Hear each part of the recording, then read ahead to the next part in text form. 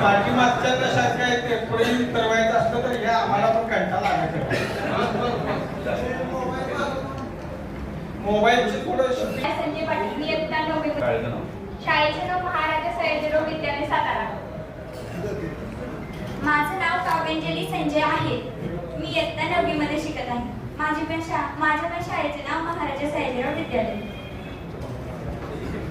या वेळेला आपण एक एक चिठ्ठी काढायची, एक चिठ्ठी काढायची, ओपन करायची. तूच उघड